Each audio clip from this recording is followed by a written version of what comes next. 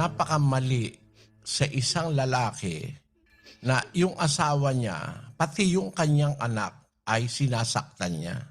Palatandaan nyo na hindi ka mahal ng asawa mo, pati ang kanyang mga anak.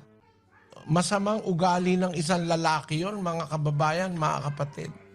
Inaapi mo yung babae na katulong-tulong mo sa buhay, pinagpaparausan mo ng lahat ng kahalayan mo. Ginagawa mong sex slave kung minsan. Tapos ginagawa mo pang alila, tagalinis ng bahay mo. Tapos ginagawa mo pa na tagapag-alaga ng anak mo. No? Ginagawa mo pang labandera. Ginagawa mo pang cook. Lahat na ginagawa ng babae, tapos ang mapapala, susuntukin mo at tatadyakan mo. Napakawalang yan lalaki ng ganyan lalaki. Sa Biblia, yung mga ganyan lalaki, walang pagmamahal yan sa asawa. At lalo na pag pati anak mo, sinasaktan mo na ng todo, hindi naman masama na ang anak paluin para sawayin kung mali. Pero yun bawa, bubugbugin mo na ang anak mo, sasaktan mo na ng sasaktan, masama ng ugali ng isang lalaki yon, mga kababayan.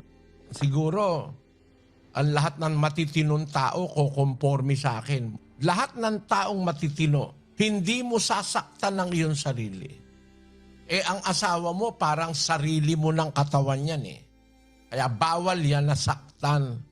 Ang dapat gawin dyan, ito, sa unang Pedro 3, versikulo 7, Gayon din naman, kayong mga lalaki, magsipamahay kayong kasama ng inyo-inyong asawa, ayon sa pagkakilala, na pakundanganan ang babae na gaya ng marupok na sisidlan. ang dapat ginagawa ng lalaki, pakundanganan ang babae, gaya ng marupok na sisidlan. Yung salitang pakundanganan, huwag mong saktan ng saktan. Dapat meron kang pag-alalay.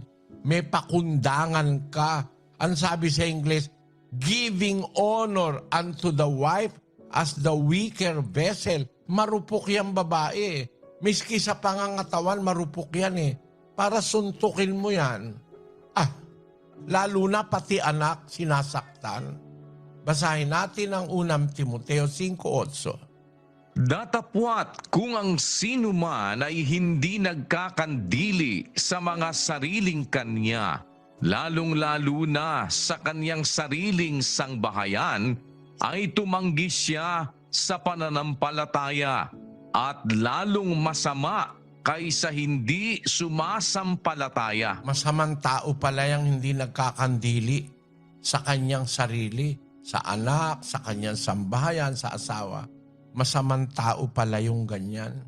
Dapat guided ka ng salita ng Diyos na ang ganyang mga uri ng lalaki, masasamang tao yan ayon sa Biblia. Gusto mo magkaroon ka ng guide? Ganito kapatid, kahit gaano kasama ang tao, may binibigay naman pagkakataon ang Diyos eh. Di subukan mo ang asawa mo eh.